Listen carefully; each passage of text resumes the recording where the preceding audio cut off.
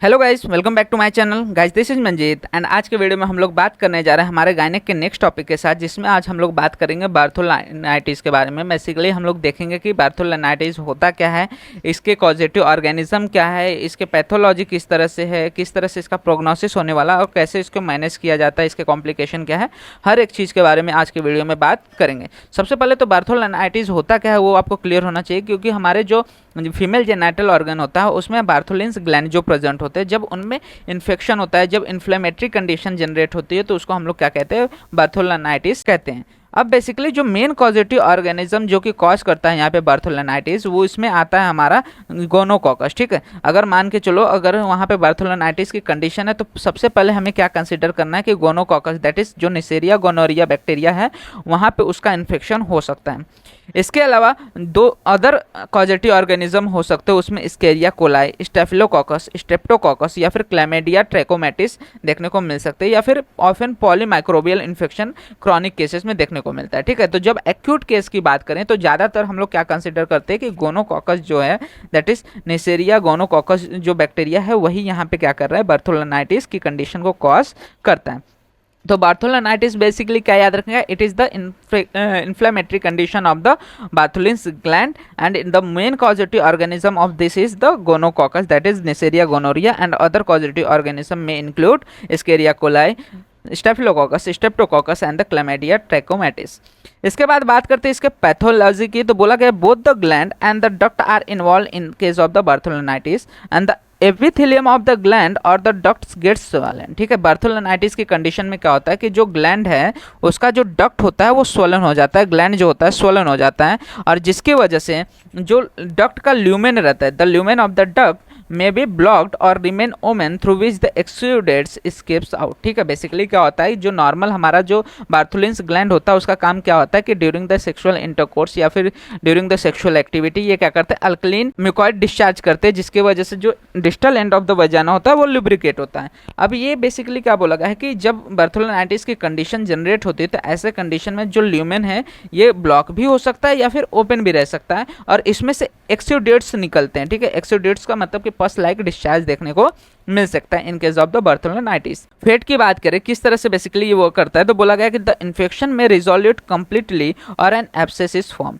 ठीक है, प्रोग्नोसिस की जब हम लोग बात करते हैं तो दो कंडीशन हो सकती है, या तो बार्थोलाइटिस की कंडीशन ठीक हो गया, रिजॉल्व कर गई, या फिर ये जो अगर फर्दर रिजॉल्व नहीं हो रहा तो यहाँ पे क्या होगा, बार्थोलिन्स एब्सेस की कंडीशन देखने को मिल सकते हैं। वहीं पे बोला गया कि in others the infection subside only to recur in future. हो सकता है कि कुछ समय के लिए जो इन्फेक्शियस कंडीशन है वो सबसाइड कर गए, लेकिन बाद में वापस से रिकरेंस के चांसेस रहते हैं। तो ऐसे केसेस में बोला गया in such cases the gland become fibrotic, और ऐसे केसेस में ग्लैंड बार बार रिकरेंस की वजह से, बार बार इन्फेक्शियस कंडीशन की वजह से ग्लैंड जो होते हैं फाइब्रोटिक हो जाते हैं, and too often the duct lumen heals by fibrosis with the closure of the orifice and paint of secretion of the gland leading to the formation of the Bartholin's cyst. और ऐसी condition में क्या होता है, यहाँ पे Bartholin's cyst का formation हो जाता है। तो प्रोग्नोसिस हमारा किस तरह से चल रहा है कि अगर मान के चलो अच्छे से ट्रीटमेंट हो गया, वहाँ पे एंटीबायोटिक ट्रीटमेंट दे दी, तो वहाँ पे क्या होगा कि बार्थोलाइटिस की जो कंडीशन है वो ट्रीट हो सकती है।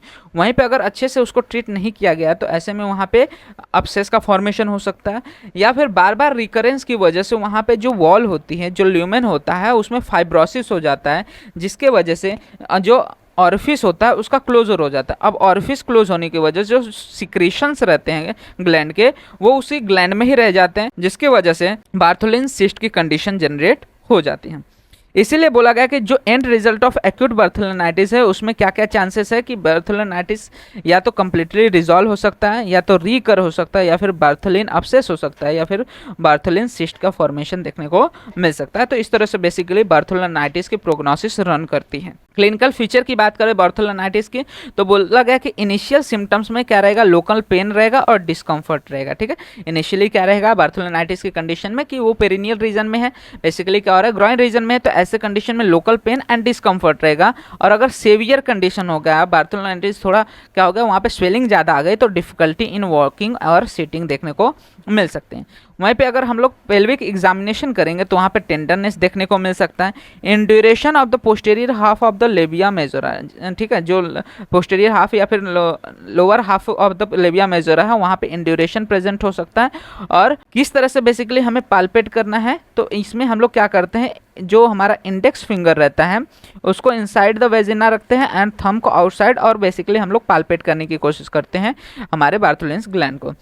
डक्ट की ओपनिंग की बात करें तो डक्ट की opening in case of the bartholinitis congested देखने को मिल सकते हैं, और जब हम लोग डक्ट को प्रेस करेंगे तो इसमें से पस बाहर निकलते हुए भी देखने को मिल सकते हैं, जैसे कि हम लोग ने शुरू में ही देखा कि यहाँ से एक्सुडेट्स एस्केप आउट कर सकते हैं। ठीक है, तो क्लिनिकल फीचर्स में क्या क्या याद रखना है कि एक तो सबसे पहले इनिशियल बेसिस पे सिर्फ पेन रहेगा, डिस्कम्फर्ट रहेगा, लेकिन फर्दर जब सीवियर हो जाएगा तो डिफिकल्टी इन वॉकिंग या सीटिंग देखने को मिल सकती है। एंड ऑन एग्जामिनेशन वहाँ पे टेंडरनेस प्रेजेंट रहेगा, एंड्यूरेशन देखने को मिल सकता है। इन्वेस्टिगेशन की बात करें बार्थोलेनाइटिस में क्या क्या इन्वेस्टिगेशन कर सकते हैं, तो ऑफकोर्स वहाँ पे जो पस डिस्चार्ज हो रहे हैं उसका स्टेराइल स्वैब पे सिक्रेशन लेके हम लोग क्या करेंगे, बैक्टीरियोलॉजिकल एग्जामिनेशन करेंगे, सेंसिटिविटी एंड कल्चर करेंगे, ताकि उसके रिस्पेक्टिव में हम लोग क्या कर सकें, अपना ट्रीटमेंट रन कर सकें। अब बात कर लेते हैं ट्रीटमेंट की। तो ट्रीटमेंट में क्या बोला गया कि सबसे पहले कंजर्वेटिव ट्रीटमेंट में हम लोग क्या करेंगे, हॉट कंप्रेस या सीट्स बाथ लेंगे ओवर द अफेक्टेड एरिया, और अगर पेन है तो उसको रिलीव करने के लिए एनाल्जेसिक लेंगे। ठीक है, कभी भी हम लोग क्या देखते हैं, एक्सुडेट्स हो रहे हैं या फिर कहीं पे भी ऐसी कंडीशन जनरेट हो रही है जहाँ पे स्वेलिंग है, तो हम लोग क्या करते हैं, हॉट कंप्रेस लेते हैं। तो हॉट कंप्रेस या सीट्स बाथ लेना है अफेक्टेड एरिया पे, और अगर पेन बहुत ज़्यादा है तो ऐसे कंडीशन में एनाल्जेसिक ले सकते हैं। उसके बाद एक बैक्टीरियल कंडीशन है, तो यहाँ पे एंटीबायोटिक्स का यूज़ करेंगे, जिसमें हम लोग एम्पिसिलिन 500 mg ओरली दे सकते हैं एवरी 8 आवर्स इज इफेक्टिव। मतलब कि यहाँ पे क्या बोला गया कि एंटीबायोटिक्स लेना है। शुरुआत में हम लोग क्या करेंगे, ब्रॉड स्पेक्ट्रम एंटीबायोटिक्स यूज़ कर सकते हैं, लेकिन एक बार हमारा कल्चर एंड सेंसिटिविटी हो जाने के बाद अप्रोप्रिएट जो स्पेसिफिक एंटीबायोटिक्स है उसका यूज़ यहाँ पे करना है। In case of the recurrent bartholinitis, ठीक है, बार बार अगर रिकर हो रहा है तो बोला गया कि रिकरेंट जो बार्थोलेनाइटिस की कंडीशन होती है 5 to 10% ऑफ वुमेन में देखने को मिल सकती है, जिनमें basically characteristic repeated painful attacks रहेंगे, क्योंकि बार बार जब वहाँ पे इन्फेक्शियस कंडीशन जनरेट होगी तो वहाँ पे क्या होगा, पेन जनरेट होगा, तो बार बार रिपीटेड पेनफुल अटैक्स यहाँ पे देखने को मिल सकते हैं। तो ऐसे कंडीशन में हम लोग excision of the Bartholin's gland along with the duct कर सकते हैं। ये जो सर्जरी है क्विशेंट मतलब कि नॉन एक्यूट फेज में करते हैं, एक्यूट फेज में नहीं करते। जब तक वहाँ पे इन्फेक्शन को हम लोग ट्रीट ना कर दे तब तक हम लोग वहाँ पे कोई भी सर्जिकल कंडीशन नहीं करते, क्योंकि सर्जिकल कंडीशन करेंगे तो वहाँ पे जो इन्फेक्शन है वो फर्दर पेंटअप होकर या फिर ज़्यादा बिल्ड अप हो सकता है, जिसकी वजह से सेप्टिसेमिया जनरेट हो सकते हैं। तो पहले हम लोग क्या करेंगे, इन्फ्लेमेटरी कंडीशन को ट्रीट करेंगे, उसके बाद सर्जरी परफॉर्म करेंगे। तो क्या क्या याद रखने का है बार्थोलेनाइटिस में, बार्थोलेनाइटिस क्या होता है, it is the inflammation of the Bartholin's gland. Positive organism gonococcus होता है बेसिकली। पैथोलॉजी में क्या रहता है कि दोनों ग्लैंड्स और डक्ट इन्वॉल्व रहते हैं, साथ ही साथ इसमें जो ल्यूमेन होता है बेसिकली वो स्वेलन हो जाता है, ब्लॉक हो सकता है, जिसकी वजह से अंदर सिक्रेशन या एक्सुडेट्स एस्केप आउट करना चालू कर देते हैं। इसके प्रोग्नोसिस में 4 चीज़ हो सकती है, या तो कंप्लीट रिजॉल्व हो जाए, या तो बार बार रिकरेंस देखने को मिले, या तो अपसेस का फॉर्मेशन हो जाएगा, या सिस्ट का फॉर्म। बार बार रिकर होगा तो ल्यूमेन जो होगा फाइब्रोटिक हो जाएगा, जिसकी वजह से सिस्ट की ओपनिंग बंद हो जाएगी और सिक्रेशन अंदर रहने की वजह से वहाँ पे बार्थोलेन सिस्ट का फॉर्मेशन देखने को मिल सकता है। क्लिनिकल फीचर में एक्यूट बेसिस पे पेन रहेगा, डिस्कम्फर्ट रहेगा, फर्दर बेसिस पे क्या हो जाएगा, यहाँ पे वॉकिंग और सिटिंग में भी प्रॉब्लम या डिफिकल्टी देखने को मिल सकती है। इन्वेस्टिगेशन में अगेन कल्चर एंड सेंसिटिविटी करेंगे, और ट्रीटमेंट में हमारा जो मेन ट्रीटमेंट रहेगा यहाँ पे एंटीबायोटिक रहेगा, और पेन रिलीफ करने के लिए एनाल्जेसिक दे सकते हैं और हॉट कंप्रेस, ये सारी चीज़ें। और अगर रिकरेंट केस है, बार बार बार्थोलेनाइटिस की कंडीशन जनरेट हो रही है, तो ऐसे में हम लोग डेफिनेटिव ट्रीटमेंट में क्या करेंगे, सर्जरी परफॉर्म करेंगे, जिसमें हम लोग excision of the Bartholin's gland along with the duct करते हैं। तो ये सारी चीज़ें हमें देखने को मिलती है विद इन द बार्थोलेनाइटिस। तो होप आपको सारी चीज़ें रिलेटेड टू बार्थोलेनाइटिस क्लियर हो गई होंगी। इसके रिलेटेड कोई भी डाउट रहता है आप कमेंट सेक्शन में मेंशन कर सकते हैं, मैं ट्राई करूंगा फर्दर वीडियोस में उसको और अच्छे से समझा सकूं। साथ ही साथ वीडियो अच्छा लगा हो तो वीडियो को लाइक एंड शेयर करना मत भूलिएगा, जिससे ज़्यादा से ज़्यादा लोग वीडियो का फायदा ले सकें। एंड इसी तरह के और भी फर्दर वीडियोस इस चैनल पर अपलोड होते रहेंगे, तो चैनल को सब्सक्राइब जरूर कर लीजिएगा, जिससे आने वाले वीडियोज़ के नोटिफिकेशन आपको मिलते रहें। एंड आप हमारे इंस्टाग्राम एंड टेलीग्राम हैंडल्स को भी फॉलो कर सकते हैं, जहाँ पे आपको वीडियो से नोट से रिलेटेड जो भी अपडेट्स रहते हैं प्रोवाइड हो जाते हैं, जिसका लिंक आपको वीडियो के डिस्क्रिप्शन में अवेल हो जाएगा।